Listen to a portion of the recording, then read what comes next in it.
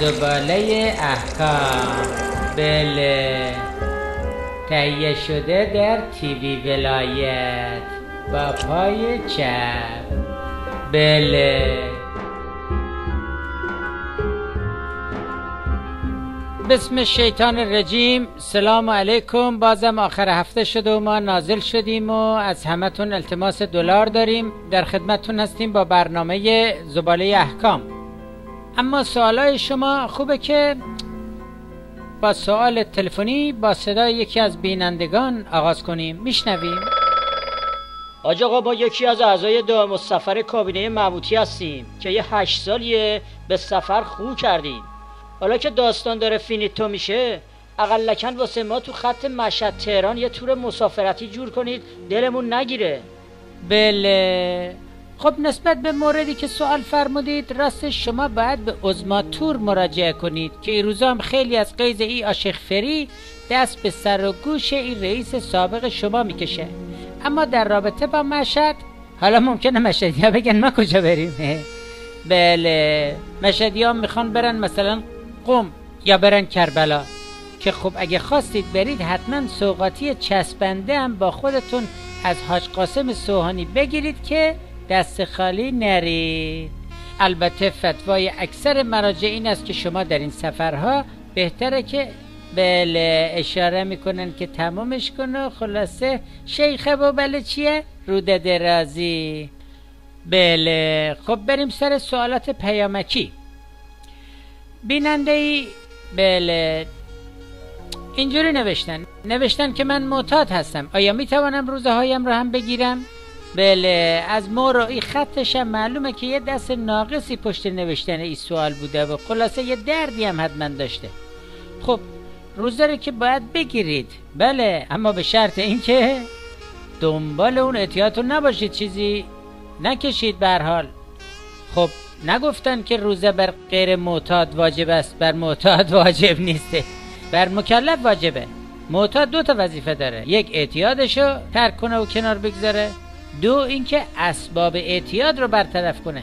چون این دود و دمی که تو بیت ولایت برپاست از تفنن نیست، که این از درد و بدبختی و فشارهایی که از همه طرف به ایشون وارد میشه.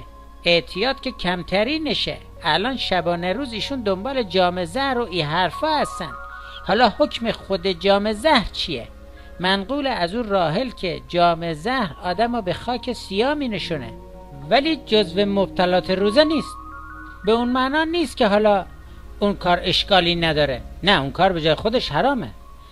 اما اگر در حال روزه انجام داد ممکنه مانع قبولی روزه بشود، ولی روزش هم ممکنه باطل نباشد. فردای قیامت نمیگن چرا روزه نگرفتی، میگن چرا به این فلاکت و پیسی افتادی که حالا هر جناح قزمیت دوزاری سر تا پای تو مقام ولایت رو بشوره و سر بند رخ پن کنه. حالا دیگران که جای خودشون دارن و گفتنش هم درست نیست، چون زعله آسیدلی و هی بالا و پایین میکنه. بله، ایشون حالا از ترس ای آشیخ فری اومده رفته دوباره به بغل ای انتر سابقش پناه برده. به قول او شاعر تایلندی، انسان از خوف گرگ به سگ پناه میبره، یا بالعکس. یعنی مقام عظما به جای خودش تکلیف رو انجام داده و برای حفظ نظام گناه مرتکب شده. به خاطر اون تکلیف و وظیفه رو انجام داده، مأجور است، به خاطر این گناهش هم معاقب. خب وقتمون رو به پایان است، بریم سراغ دعای امروز. بله، آدم اگر در معرض گناهان قرار بگیرد یا هدف تیر بلاها یا آفتها قرار بگیرد، خب دیگه ممکنه که کاملا از بین برود. کنه حکایت مقام معظم ولایته. یه وقت خودش میره به سمت بلا و مصیبت و آفت و گناه، یه وقت هست نه، یه اسبابی فراهم میاد در معرض قرار میگیره.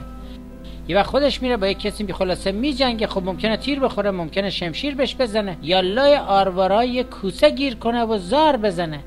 یه وقت نه، یک باره یک صحنه پیش میاد، اونم چی آسیب میبینه. بعضی از مسائلی که پیش میاد علل و اسباب خود، یعنی ما خیلی تاثیر نداریم، هزاران علل و اسباب در عالم وجود داره که ممکنه پیش بیاید.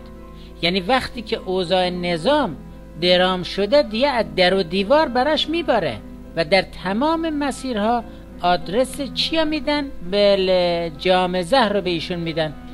مثلا گاهی وقتا یک کسی در حال رانندگی است، تمام قوانین رو هم رعایت میکنه، مواظبم هست، یه وسیله نقلیه دیگه منحرف میشه، میاد میزنه به این وسیله و اینها از بین میروند یا آسیب میبینن.